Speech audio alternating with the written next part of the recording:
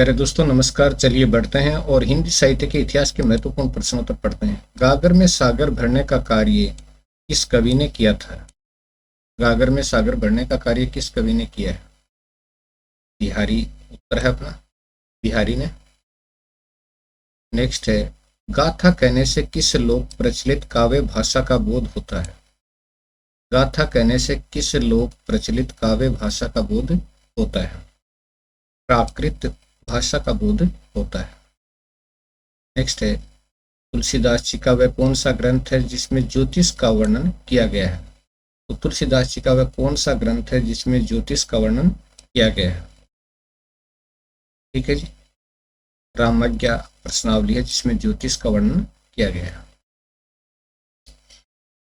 भारत भारती के रचनाकार कौन है? भारत भारती के रचनाकार, भारत भारती के रचनाकार हैं मैथिली शरण गुप्त। श्री मैथिली शरण गुप्त जी हैं वो भारत भारती के रचनाकार। अगला है, आचार्य रामचंद्र शुक्ल ने त्रिवेणी में किन तीन महाकवियों की समीक्षाएं प्रस्तुत की हैं? तो आचार्य रामचंद्र शुक्ल की रचना का नाम है त्रिवेणी और किन तीन महाकवियों की समीक्षाएं प्रस्तुत की हैं? यानी कौन से तीन महाकवि थे जिनकी समीक्षाओं को प्रस्तुत किया है? सूर, तुलसी एवं जायसी की समीक्षाएं प्रस्तुत की है। नेक्स्ट है, लोकायतन किस प्रकार की रचना है? लोकायतन, लोकायतन किस प्रकार की रचना है? लोकायतन प्रबंध काव्य है। लोकायतन, तो लोकायतन क्या है? प्रबंध काव्य है। नेक्स्ट है, आचार्य नंद दुलारे वाजपेयी ने छायावाद का जनक किसे माना है? आचार्य नंद दुलारे वाजपेयी ने छायावाद का जनक किसे माना है?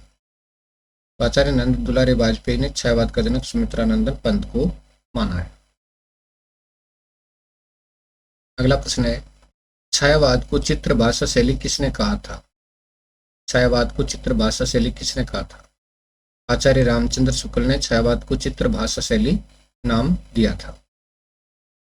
नेक्स्ट है, जगन्नाथ दास रत्नाकर किस उपनाम से उर्दू में कविता लिखते थे? तो जगन्नाथ दास रत्नाकर किस उपनाम से उर्दू में कविताएं लिखते थे? तो इसका उत्तर है जकी उपनाम से उर्दू में कविताएं लिखते थे, जकी उपनाम से। नेक्स्ट है, हिंदी को भारतीय संविधान में दर्जा दिया गया है। हिंदी को भारतीय संविधान में दर्जा दिया गया है, तो इसका उत्तर है राजभाषा का।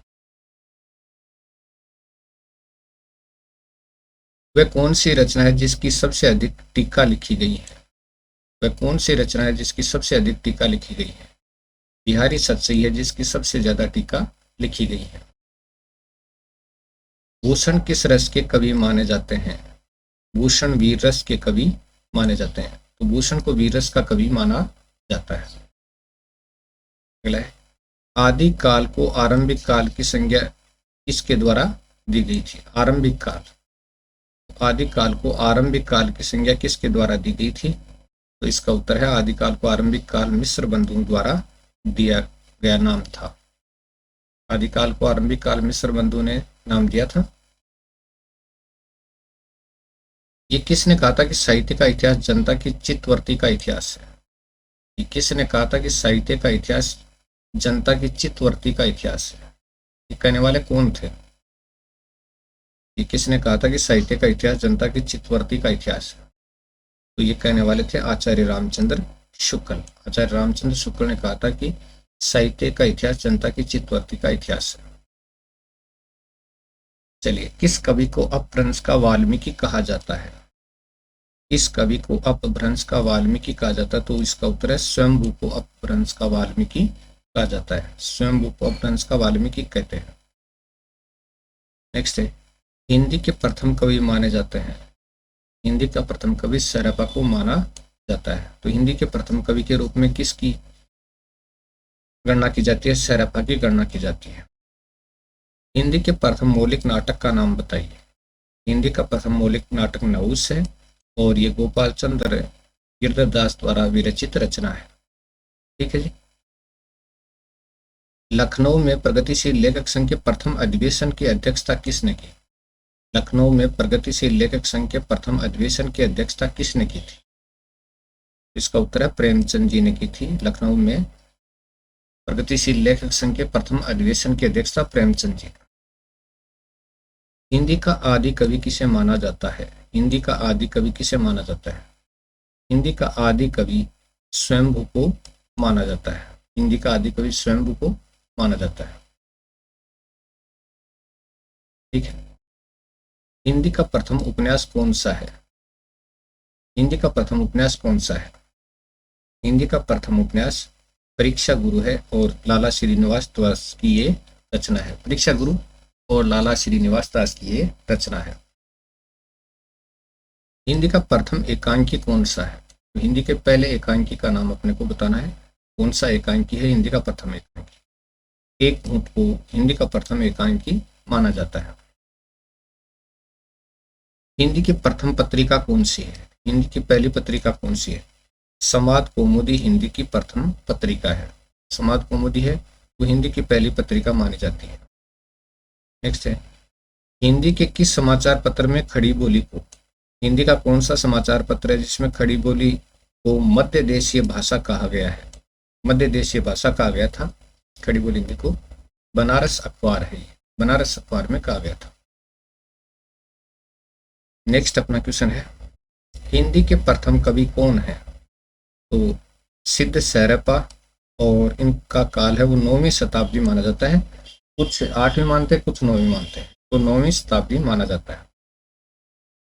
नेक्स्ट अपना है, हिंदी के प्रथम गद्यकार कौन थे? तो हिंदी के प्रथम गद्यकार किन को माना जाता है? तो हिंदी के प्रथम गद्यकार के रूप में लल्लू लाल को माना जाता है।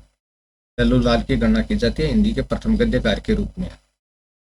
नेक्स्ट क्वेश्चन है, हिंदी के सर्वप्रथम गीत लेखक कौन है? हिंदी के सर्वप्रथम गीत लेखक, तो हिंदी के सर्वप्रथम गीत लेखक हैं विद्यापति।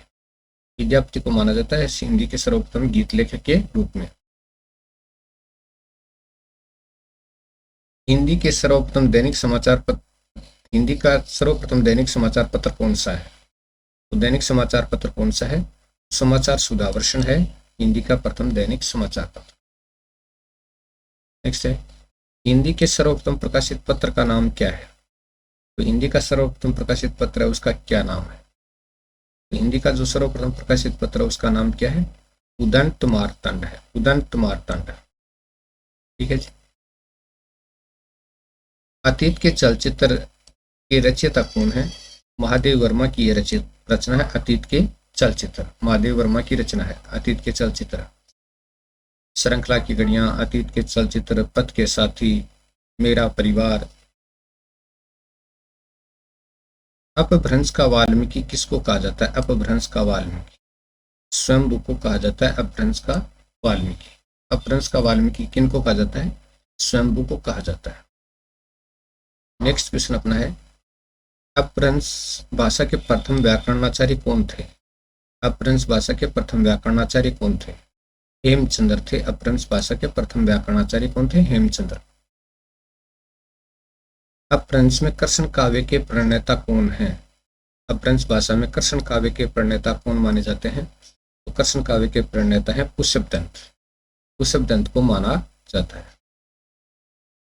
अगला क्वेश्चन है, अबला जीवन हाय तुम्हारी यही कहानी आंचल में दूध और आंखों में पानी। अबला जीवन हाय तुम्हारी यही कहानी आंचल में दूध आंखों में पानी। उपयुक्त पंक्तियां किस काव्य की हैं? तो उपयुक्त पंक्तियां यशोधरा काव्य की हैं। यशोधरा काव्य की पंक्तियां हैं। अगला क्वेश्चन है, मेवाती किस उपभाषा वर्ग की बोली है? मेवाती किस उपभाषा वर्ग की बोली है? तो मेवाती है वो राजस्थानी हिंदी की उपबोली है। ठीक है। अगला है, संविधान के अनुच्छेद 351 में किस विषय का वर्णन है? संविधान का अनुच्छेद 351 है, उसमें किस विषय का वर्णन है? हिंदी के विकास के लिए निर्देश दिए गए हैं। तो हिंदी के विकास के लिए इसमें निर्देश दिए गए हैं। ग्वालियर की बोली है, ग्वालियर में कौन सी बोली बोली जाती है? तो बुंदेली बोली बोली जाती है। ग्वालियर में बुंदेली बोली बोली जाती है। अपभ्रंश को पुरानी हिंदी किसने कहा? अपभ्रंश को पुरानी हिंदी चंद्रदत्त शर्मा गुलेरी जी ने अपभ्रंश को पुरानी हिंदी कहा था। चंद्रदत्त शर्मा गुलेरी जी। नेक्स्ट है, दूसरी परंपरा की खोज कृति के लेखक का नाम बताइए। दूसरी परंपरा की खोज कृति के लेखक नामवर सिंह की रचना है दूसरी परंपरा की खोज, और प्रसिद्ध रचना है दूसरी परंपरा की खोज, कृति के लेखक है नामवर सिंह।